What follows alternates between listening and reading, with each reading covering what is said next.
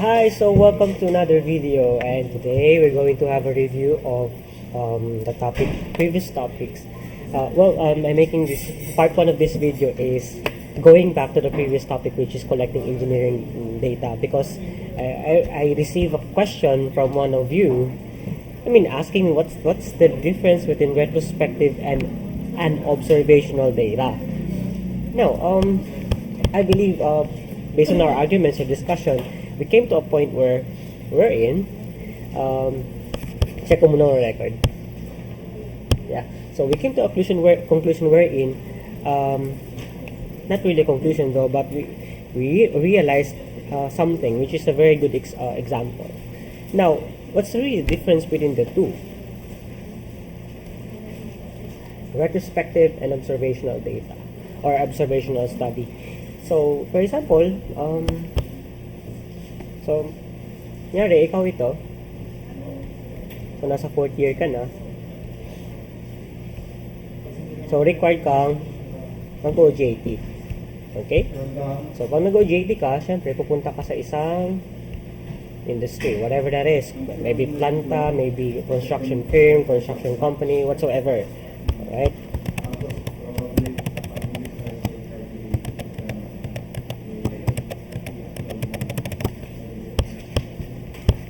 Okay, example, ikaw yan. So, a retrospective study is like this. For example, dito ka na sa loob ng company, no? Nandiyan ka na nag-OJT. So, meron ka napansin dyan na, for example, meron dyan isang for example, sa electrical, may isang parang generator dyan na hindi gumagana ng maayos. So, laban mo na may problema yung generator. So, ikaw, syempre, part ng OJT mo is a report. So, gagawa ka ng report as part of your OJT requirement. So, tamang-tama, meron ka napansing kakaiba dun sa loob ng company, which is yung isang generator is hindi gumagana, let's say. So, ano ba yung retrospective study?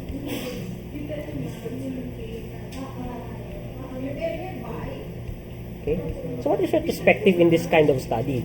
Well, magiging retrospective siya kasi you have to take account all the possible information or data about this generator. And that includes previous records.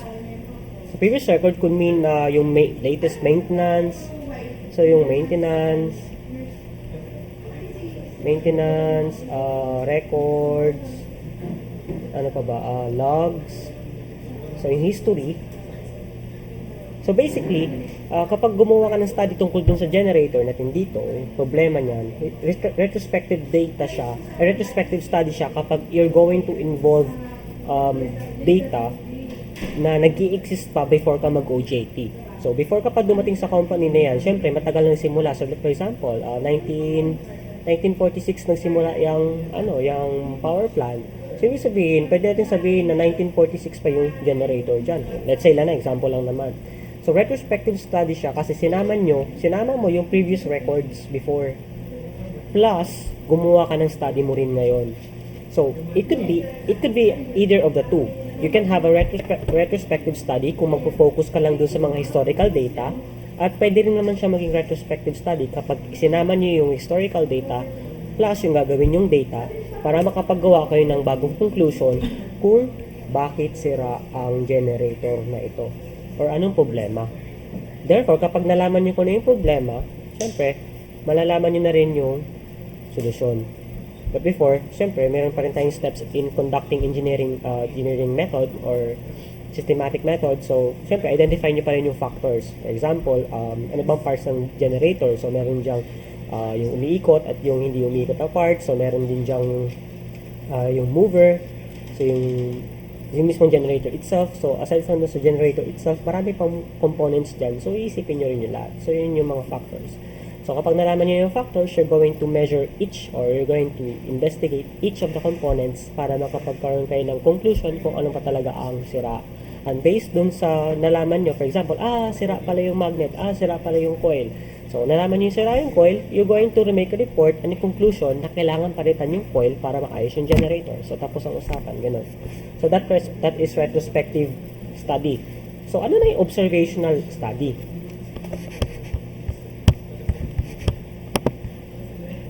Large eraser. Large eraser.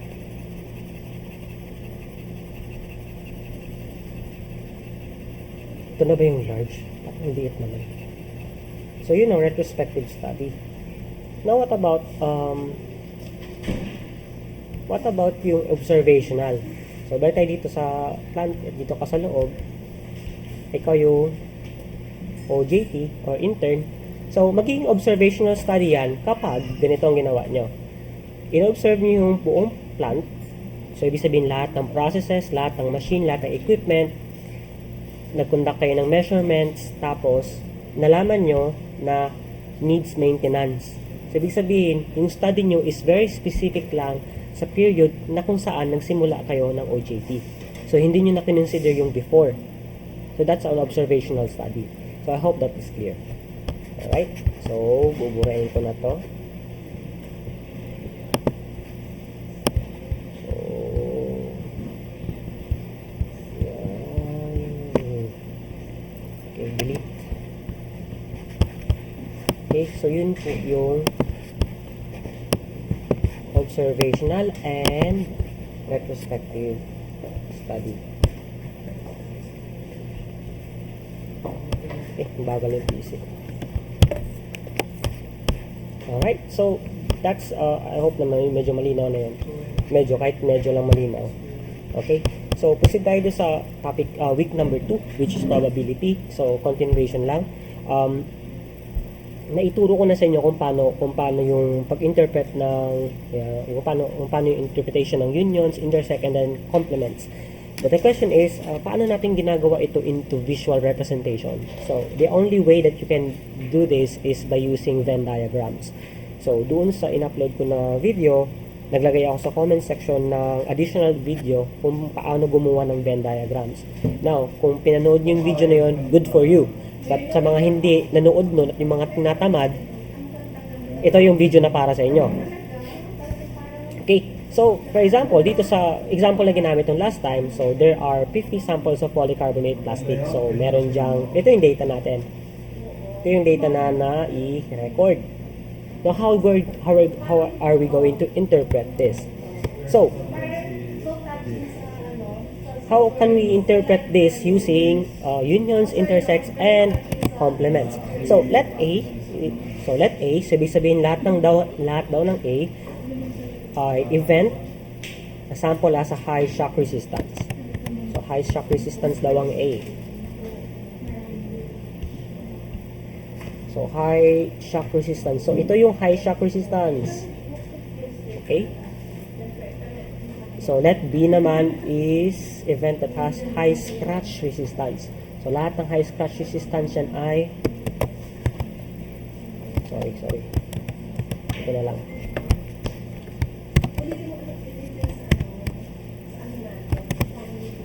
So, lahat ng red ay high scratch resistance.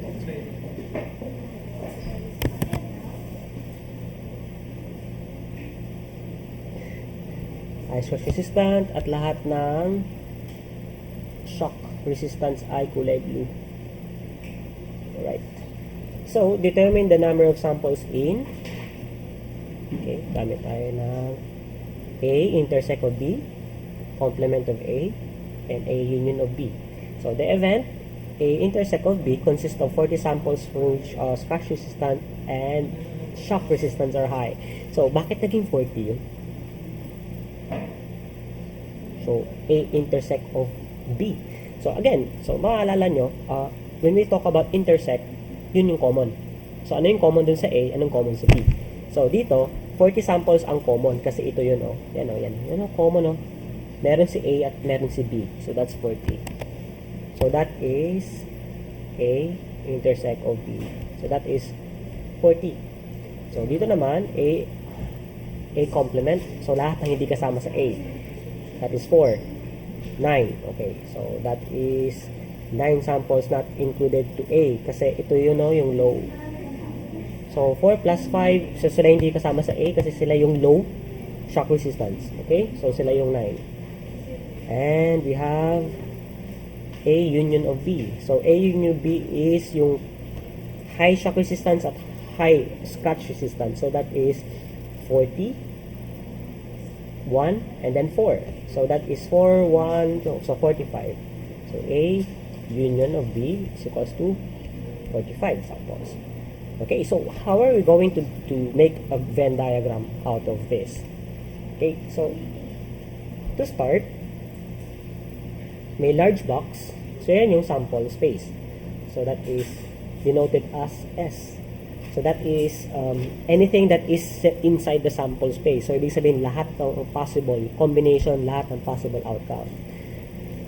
Alright, so let's say this is event B. No, as event A is kulay blue. This is event A. Okay, tanggalin ko na lang kulay black itong sample space. Color black. Okay, so this is a sample space. S. Tapos yung ating event A is blue. Ang ating event B is red. Okay. So, ibig sabihin dito, we have an event of A and B that exists inside the sample space. So, ito yung ibig sabihin ng figure na yan. Right? So, when we say A intersect of B, so, ibig sabihin may common sa dalawa na yan. So, it means in Venn diagram representation, mag-i-interlap or mag-overlap ang A at B. Okay? So, parang rin ito. So, ibig sabihin, yung nag-i-exist, anything na nag-i-exist sa loob niyan, yan yung intersect. And that is equivalent to 40 samples. Okay. So, 40 samples yan, ibig sabihin na iwan dito sa B ay 1. Ang naiwan sa low ay 4. Okay? So, yun yun. So, how about when we say A complement? So, A complement, which is, ibig sabihin, 9. So, ibig sabihin nandito is anything that is not inside A. So, so, when we say that, so, sa loob ng mismong bilog is 41 and the rest is 41 plus 9. So lahat na nasa labas niyan 9 kasi ang nasa loob lang ni event A ay 41 kasi siya yung high. Ito, yeah. So, 41 ang nasa loob, 9 ang nasa labas. So, yun ibig sabihin ng A complement.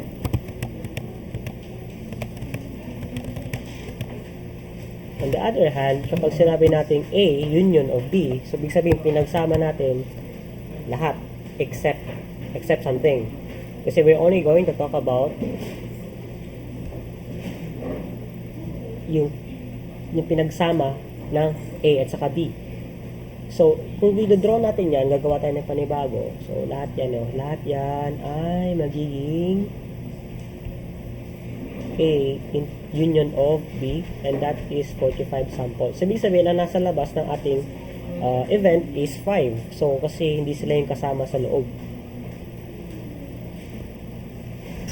So, yun, paano gumawa ng sample space representation using Venn diagram. So, practice natin. So, example number 2-57.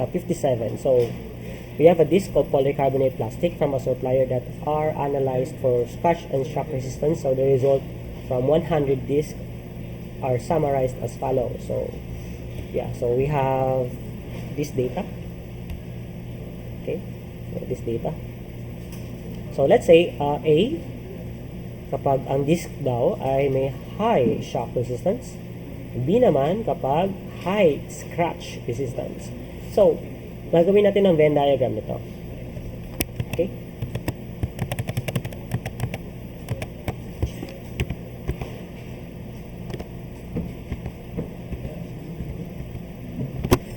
yung laman nun.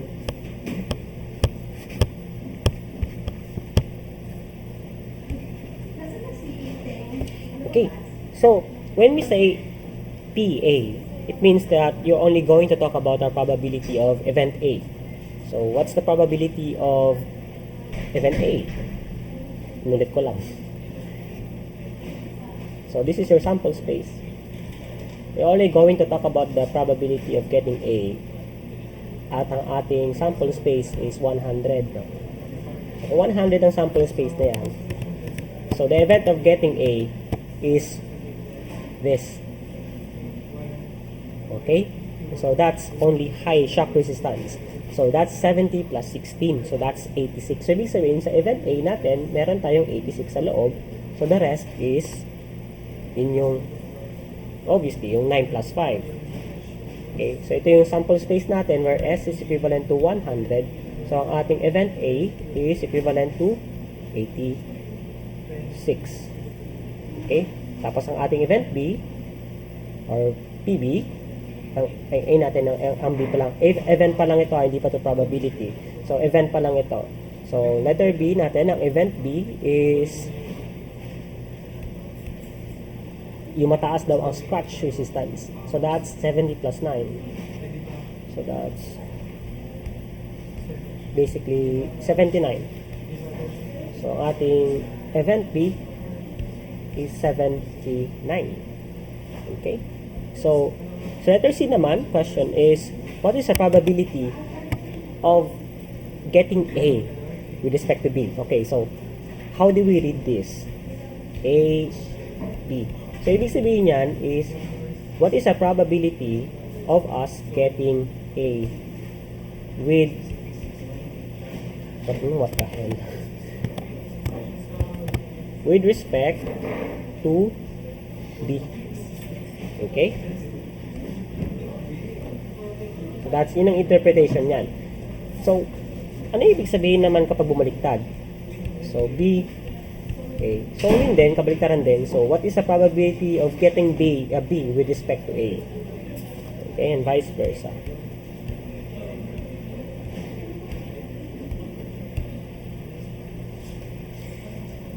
Okay, so probability of A getting B.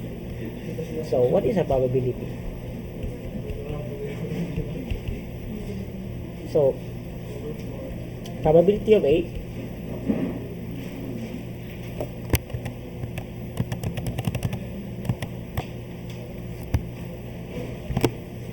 alright, so when you talk about it, it basically says that to be. So, okay, so letter A, we have 86, then we have B, 79, but that's just the probability though. So the probability of getting A is the outcome, or the possible outcome for choosing A is 86 divided by the total number of samples. So this means you are 86 of 0.86. Okay, so you have a probability of 0.86, right? So if we're going to get A, you have a probability of 0.76, and the probability of getting B is 79 over 100, and that's 0.79. Okay,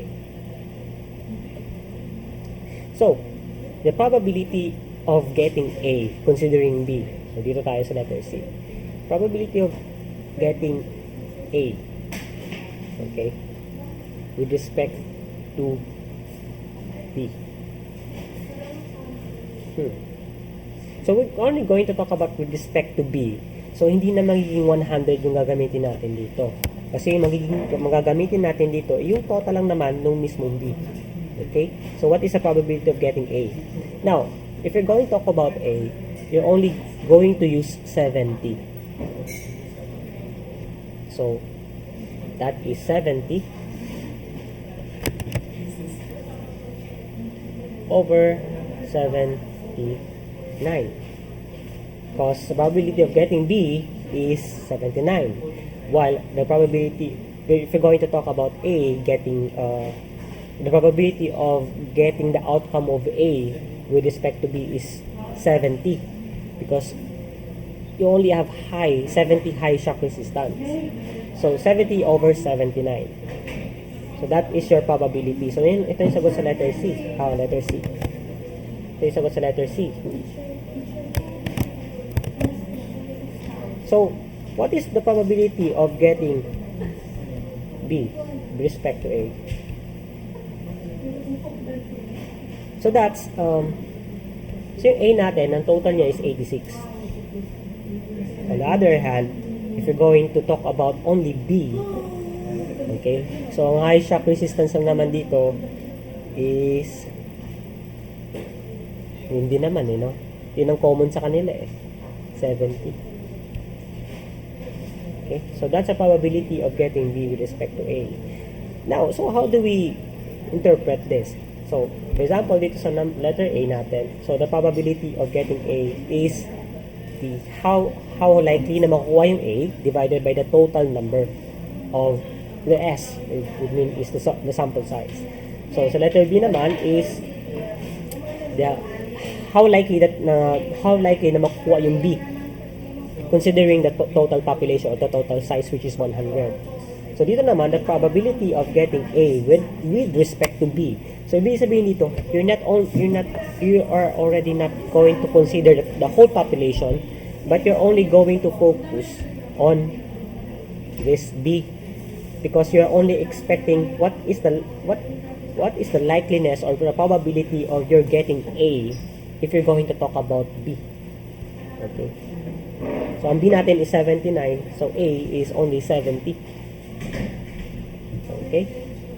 So, dito naman B, hindi naman baliktad din naman. So, yung A natin, you're only going to talk about the total number of A. And then, so, parang union if you're going to talk about it. So, not yung union, but intersect, really. So, this is very interesting kasi this is like a transitive property. So, if A is equals to B, then B is equals to A. But, it's different. So, you're not going to arrive with the same conclusion if you're going to have that kind of mentality. So, that is where Bayes' theory comes in. Okay? So, basically, if you're going to think of it really carefully, okay? So, kapag ito yung nagiging expression natin, expression, so, you're only going to use the intersect of A and B if you're going to consider it in this kind of expression.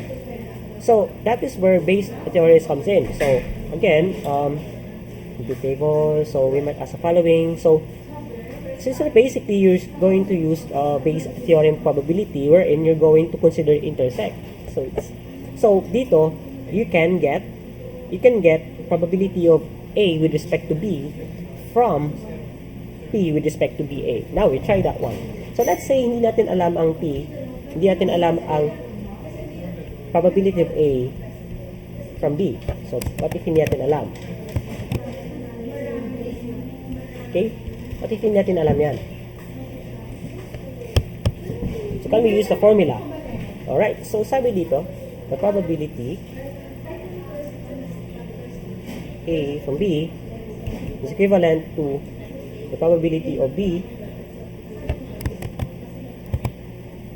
in getting A from A, and then multiplied by the probability of A divided by the probability of B. However, there is a note there that the probability of getting B should be greater than 0. So, kapag equal to 0 yan, so, cannot be. We cannot use this Bayes' theorem. So, substituting the formula, so we have PB, so we have, ano yung PB natin? BA, so we have 70 over 86. 70 over 86 multiplied by the probability of getting A, which is 86. Yeah, 86. PA. Oh, sorry. Ang PA natin is 0.86. 86 divided by the probability of getting B, that is 0.79.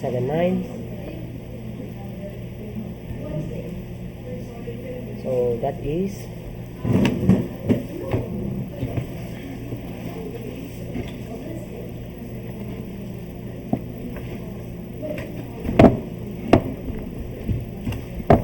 alright. Nagamit ko ng calculator for the first time in forever.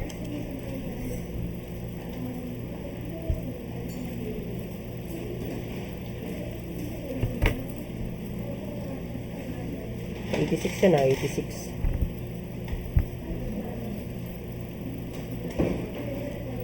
And then, so we get 70. Okay, so we got 70 over 79. So, tama ba? Yay! Tama! Okay, so that is Bayes' theorem. So, ganun lang, simple. So, whenever a sample space consists of n possible outcomes, so for example, dito sa problem is 100. Okay, so there are possible outcomes equally likely. The probability of each getting outcome is 1 over n. So, what does it mean? So, ibang example na to. Okay, tapos na yan. Ibang example na ito So, assume that 30% of the laser diodes in a batch of 100. So, ibig sabihin, manufacturing ng laser to. Gumagawa ng mga CD. Okay, so the laser diode is selected randomly, because again, randomization is one of the ways that we do experiments in stat. So that is, each layer diode is equally likely to be selected. So obviously, so ibig sabihin nun, every time na bubunot ka, there is a chance, a 30% chance na makukuha mo is, okay, or, yeah, so there is a 30% chance na makukuha nyo is minimum power requirement yung laser. Okay? Kasi sabi dito, assume na 30%, no? So, ibig sabihin, every time na bubunot, so, ibig sabihin, kapag bubunot ka ng isang laser diode dun sa 100, so, meron siya probability that you will get 30% or 0.3. So, yun ang ibig sabihin ito. So, ibig sabihin yan, kapag kumuha tayo ng 30 sa loob ng 100 na yun, so, syempre naman, event natin is 30, event A natin, ang total natin S is 100. So, what is the probability of getting event A? So, that is 30 over 100. So, that is 0.3. Yun yung probability. So, what's the probability of getting 30? So, what is the probability of getting a minimum power requirement from a sample of 30 from 100? So, that's 0.30. So, yun lang. Yun lang yung ibig sabihin yan. So, dito naman. So, a random experiment can result in one outcome. So, that is medyo weird nito. So, outcome natin is A, B, C, D. For example, okay, yung A na yan is barbecue. Wait lang. Hindi pala barbecue. Chicken. Chicken barbecue. Tapos yung B natin, let's say, yan ay pork. BBQ. Tapos ang C natin, sabihin natin, beef. BBQ. At yung letter D natin, sabihin natin yan ay human. BBQ. Okay? So, sabi dito, a random experiment which you're going to do, meron daw mga outcome kapag kinuha niyo yung chicken barbecue, pork barbecue, beef barbecue, at human barbecue. So, sabi dito, if you're going to select chicken barbecue, you have a probability of getting chicken barbecue of 0.1. So, basically, that's 10%. Okay? Pero kapag kukuha ka naman daw doon sa sample natin, ang probability of getting pork barbecue is 0.3 or 30%. So, on the other hand, if you're going to get something, you will you are likely to get beef barbecue at a probability of 50%. And kapag human naman, 0.1%. So, let A denote that event AB and event B is BCD and C is the event D. Wait lang. Okay. So then, okay, interpret natin to. So sabi dito, the probability of getting A is basically combining the probability of the subset or the elements inside the event A. So, ibig sabihin, kapag sinabi mo yung A package mo is A and B, so that's chicken barbecue and pork barbecue. Okay? So, combine mo lang yung probability ng getting chicken barbecue and pork barbecue. So, ibig sabihin, kapag nagiging package A ang mabubunot mo kapag kumuha ka ng it's either chicken barbecue or pork barbecue and that in you getting a package A is 0.4% probability. So, 40% probability. On the other hand, if you're going to have package B, okay, so package B is medyo marami-rami, no? So, kinag-combine yung pinag-combine yung pork, pinag-combine yung beef, pinag-combine din yung human barbecue. So, obvious naman, kapag if you're going to have more selections in a random selection, so, mas mataas din yung probability na makukuha mo yun. Stop din na sila. So, ibig sabihin, you are getting package B at a 90% chance. On the other hand, if you're going to talk about human barbecue alone, so what is the probability of you getting human barbecue? It's only 0.1 or 10%. So, interpret na natin ito. Okay? So, what is the probability? What is the probability of not getting A? Okay? Diba, naalala nyo kapag may quit, that is not. Okay, so, hindi kasama sa event A. So, kapag ang event A natin is 0.4, kapag ang event natin ay 0.4,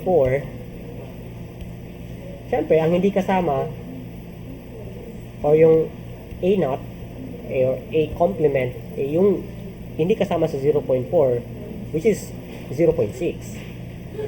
Okay? So, 0.6. So, how about not event B? So, event B natin is 0.9. Therefore, ang event not B,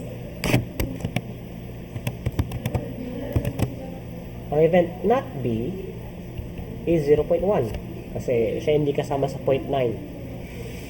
Okay, so event naman na C is 0.1. Therefore, the event not C is 0.9 kasi hindi yung kasama sa 0.1. Okay, so because A intersect of B is equals to B. Okay. So,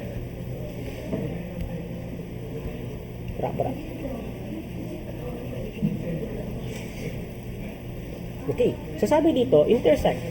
So, A intersect of B is B. Bakit? Bakit nga ba? Sulat muna natin. Ang event A is A and B. Event B natin is B, C, D. Again, di ba, ang intersect is common dun sa dalawang event. So, ang common sa dalawang event ay ito, B.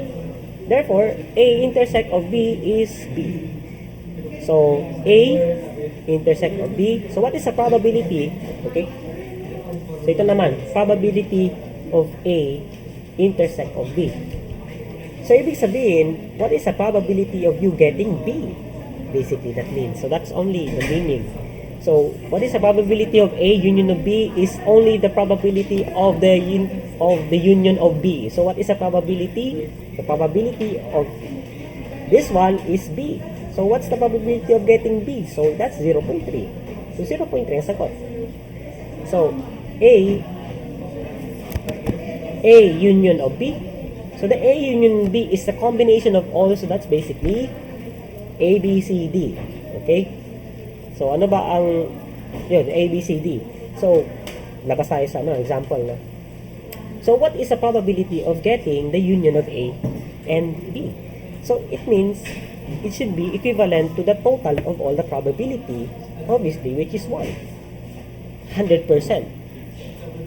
So, how about this one? So, A intersect of C. A intersect of C. Okay. Now, to answer this question, we inspect what is that subset inside A. So, we have A and B. And we have C, event C is letter D. So, walang common. Napansin nyo, walang common. So, therefore, it is a null set, which means 0, basically 0. So, kapag null set, so this is, or null set pala, yung ganitong symbol. Okay, don't forget about that one. So, this is null set. So, null set is 0. Ibig sabihin, walang common sa kanila. Alright. So, yun yun. So, by definition, two events are independent. So, they're not dependent from one another if any of the following equivalent statement is true. So, ibig sabihin, independent sila if, okay, probability of A getting B, that's equivalent to the probability of getting A. Okay, probability of B. Okay, so, tama to. So, if we see this, for example, probability A getting B is probability of A. Two events are independent of any of the following equivalent statement is true. So, ibig sabihin, can't expect to get some. Okay, so independent daw sila kapag ganyan. So, ibig sabihin lang nito, there could be that there is no intersect in the A and B.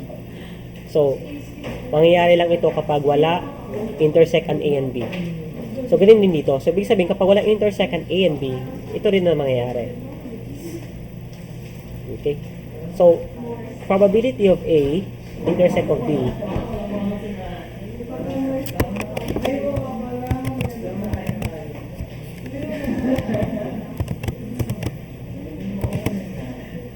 what's the probability of getting A union of B?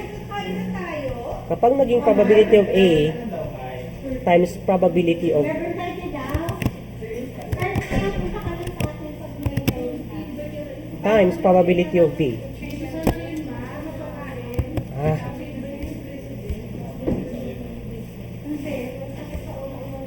Probability of A times probability of B means that they are independent. So, ibig sabihin, there is no intersect or common between A and B.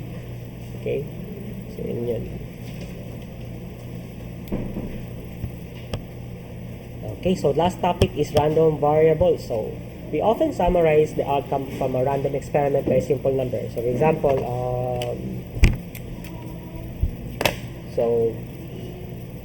okay, ano ba yan?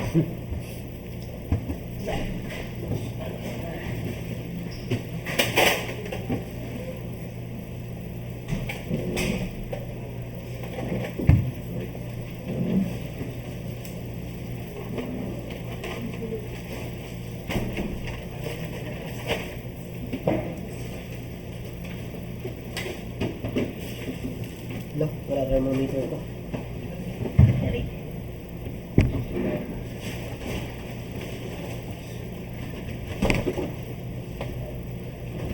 Okay, wala. So based on kasi kanina, no, sample space natin. Sample space is actually any real number value which is positive. So, ibig sabihin, if you're going to measure your temperature, so, pwede maging 30 degrees, pwede maging 40 degrees, 50 degrees, 60 degrees, we don't know. I mean, okay? For example, kapag, ano ba ibig sabihin yan? For example, may lalapit na tao sa'yo. Tapos, susukatin, ano ba? May papasok na tao, so ikaw yung guard sa loob ng isang tindahan. So, ikaw yung guard, tapos may lalapit na tao, papasok. So, di ba? Randomly, pag random person yun, ibig sabihin, random din temperature niya. You can't really know. So, hindi naman yun sa isang tingin lang. Alam mo na, ikaw ay 36 degrees ka. Ganon. So, hindi ganon yun. Kasi, I mean, obviously naman, so random. So, since random person, you don't know the temperature, kahit naman ikaw hindi mo ang temperature mo. Unless kung ano ka ng measurement. But, the point really is, it's random because you're getting a measurement. It could be, you can get any number from a measurement. Ano yung ibig sabihin ito?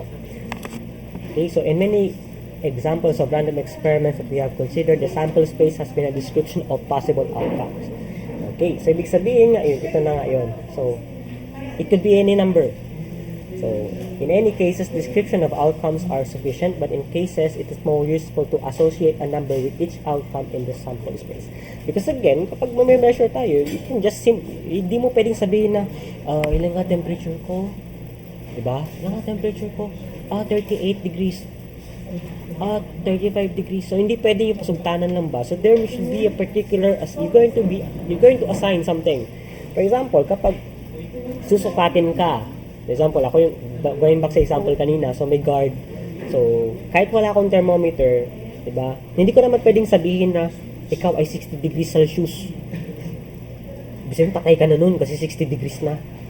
O, hindi ko naman pwedeng sabihin, ikaw ay 0 degrees Celsius. Ibig sabihin, nag-yellow ka na nun.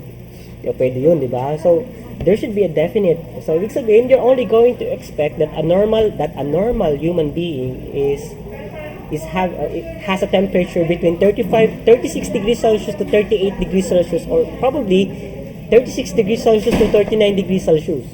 So, it should be a definite lang. So, definite range. Okay? So, maglalaro ka lang sa 36 to 39 or 36 to 40 degrees Celsius. Because beyond those values, you can be either dead. Okay? So ganun yun. So, yun ang ibig sabihin yan. Yung sentence na to. So, because a particular outcome of experiment is not known in advance, so gaya nga kanina, so hindi mo malalaman kung ilang temperature mo, the resulting value of our variable is not known in advance. So, obvious naman, hindi mo alam. For this reason, the variable that associates a number with the outcome of a random experiment is referred to as a random variable. So, ibig sabihin, kapag pumasok ka sa isang store, tapos nakuha yung measurement mo, so yun ang random variable. So, ang random variable ko pala in degrees Celsius is 36 degrees Celsius. So, ganun. So, a random variable is a function that assigns a real number to each outcome in the sample space of a random experiment. So, a random variable is denoted by an uppercase letter such as X. Okay, so after an experiment is conducted, for example, experiment is yung susukatin yung temperature mo, yung random variable mo pala is 36.6. Yun. Okay? Now, sometimes a measurement such as a current in a copper wire or length of machine part can assume any value in interval or real numbers. So, for example, kapag ang sukat mo is 10, pwedeng maging 10.1, pwedeng maging 10 over 12, ganun. Then, arbitrary precision. So, again, precision and accuracy is, again, a review lang. So, accuracy.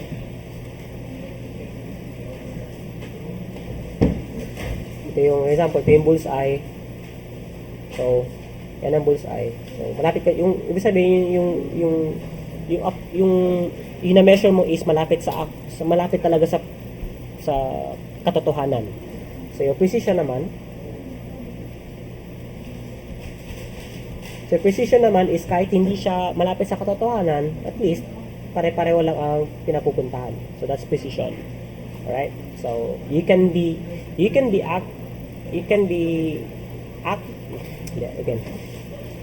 be accurate without being precise, but you can be precise without being accurate.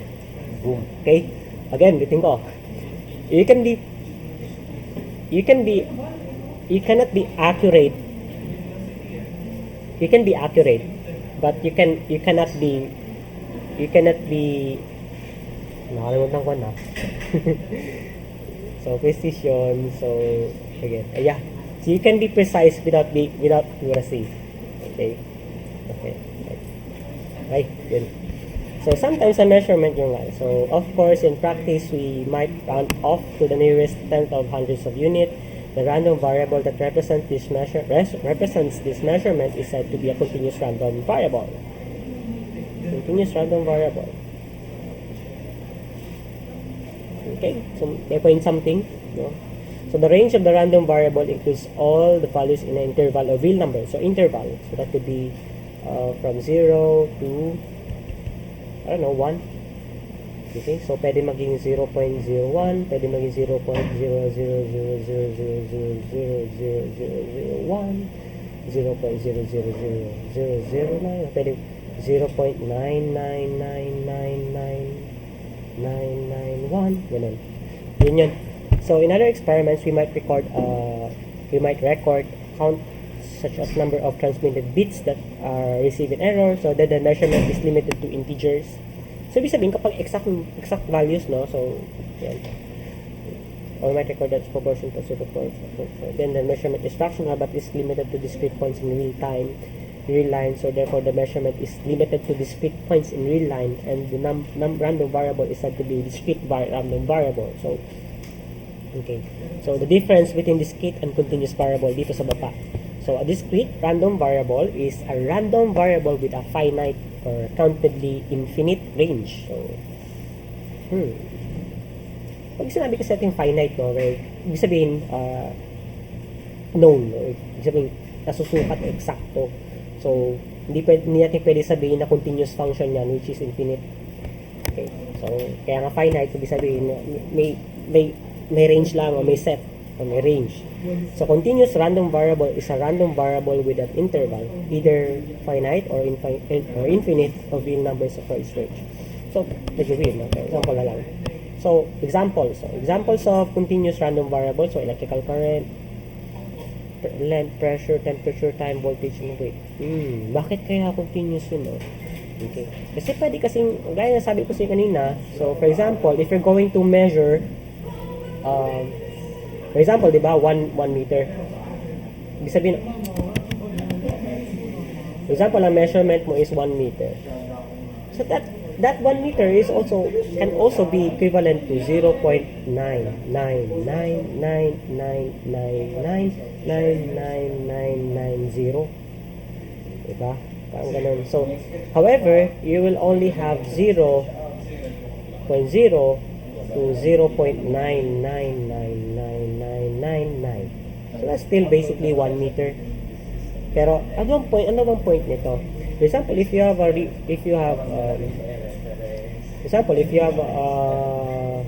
ruler, okay? Example, di ba, ang one ruler is actually 1 feet, no? So, pag 1 feet yan, we have 12 inches. For example, 1 feet. And that 1 feet actually has 12 inches. So, 1, 2, 3, 4, 5, 6, 7, 8, 9, 10, 11, 12. So, kapag kaya pa natin i-zoom in yan, pwede pa natin sabihin na in terms of inches, so inches to, we can still express this in centimeters, and then centimeters, millimeters, and then from millimeters we can in nanometer, diba? Then use nanometer, we count femtometer, we have picometer, so, di ba? So, habang palit. So, continuous random variable yun. So, then, so pag discrete naman is sakto. So, pag sabi mong 10 tao, hindi mo pwedeng sabihin 0, hindi mo pwedeng sabihin na 9.99 na tao. Kasi wala namang taong 0.99%. Wala namang taong 0.99. Sino, sir? Ano? Tao pa rin yun, sir. So, kahit yung tao, putol yung paa, tao pa rin yun. So, isang tao pa rin ang bilang doon. So, hindi mo pwedeng sabihin, kuya, discount to kuya kasi disabled. So, 50%. So, ibig sabihin 50% tao ka. So, hindi, sir. Yung disabled na, no? So, isang bilang pa rin, isang tao pa rin. Walang paa talaga, yung nakaganyan lang, oh. Opo, sir. Pero tao pa rin. discount sa basyo. Pero sir, yung bilang sa isang tao pa rin. Ha? Isang tao pa rin bilang sa'yo. Di ba, sir? So, ibig sabihin, kahit putol ka na, sabihin, kahit tao ka, ulo na lang tira sa'yo at nabubuhay ka pa rin. So, Parang yung sabi nung may tinanong na yung nanay, ilan ang anak mo? 3 kalahati daw. Meron ka lang anak na 3 kalahati. meron pang tao sa nakalahati. Yung pala yung buntis. Ah! Buntis eh. Bira. So, meron. So, that's a discrete. So, pag sabi mong 10 taong kakasya sa bus, 10 tao lang. So, discrete. Hindi pwede sabihin, sir, 9.99 kami. So, walang taong 0.99. Okay? Okay, so, last example. So, 2-100. So, decide whether the following is a discrete or continuous random variable. Sa mga problem na tao ang pinag-usapan ng sagot ay Point something, sir. point something na. Ayun, ano kasi, sir, approximation kasi yun, sir. Nag-approximate ka lang. Kaya nagkakaroon ng point something. At saka siguro yung sa calculate paggamit ng mo ano mo. Oo sir, basta sa approximation gano'n, i-approximate mo na, example, kuha mo 9.3, yung pwedeng umupo. 9.3. Sabihin, nag-approximate ka, dun sa sukat ng upuan, yun ba sir, di ba nagsukat ka? Example, ang upuan mo ay 1 meter yung yung lapad. Nag-estimate ka na yung isang tao ay, siyempre, lahat naman ng tao sir, pabago-bago, di ba? Dahil sa distancing mo, Ganun ba sir? May tao na payat, may tao mataba, so nag-approximate ka, mag-arrive ka talaga sa hindi eksakto. O, yun. So, letter A. So, the time until a projectile returns to Earth. No? Pwedeng, time could be. Okay. Time could be. Hirap kasi no, if we're going to be a human being, so we're only going to notice seconds. No? Seconds lang. We cannot really feel nanoseconds or milliseconds. Feel naman milli, but nanoseconds is parang hindi mo ma-feel. So, discrete. So, number of times a transistor in the computer memory changes state in one operation. So, again, in one operation of a computer memory, that could be 8 bits, 16 bits, 32 bits. So, ibig sabihin, eksakto lang 6 bits, 6 bits. So, 8 bits, 8 bits. So, therefore, letter B is discrete. So, the volume of a gasoline that is lost to evaporation during a filling of gas tank, again, the volume is discrete. So, eksakto lang naman yon. So, the volume, the outside diameter of a machine shaft, again, example, no, length, oops, length. Pwede continuous random variable ang diameter. Kasi pwedeng maging meter, pwedeng millimeter, pwedeng nanometer, gano'n. So, the number of cracks, okay? Mayroon tayong hint. So, number of cracks is discrete. The weight of an injection molded. So, weight. So, pag sabi mong weight, pwedeng kilogram, pwedeng gram, pwedeng milligram, pwedeng gano'n. So, this is continuous. Continuous yan. The number of molecules in a sample gas. Again, the molecules is exact. Okay? So, you know why? Kasi kapag lumagpas yung molecule sa isang na particular compound, so hindi na siya yun. For example, kapag, di ba, H2O.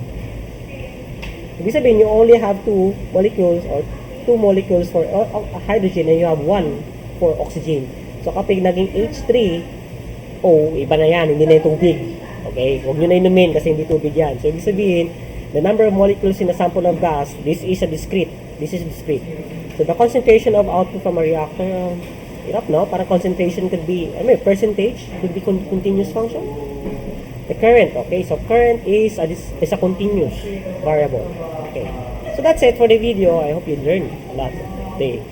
And training. So, probably, there will be a quiz based on this one and expect an assignment as well. So, but I really hope that you learn a lot from this video. So, bye-bye.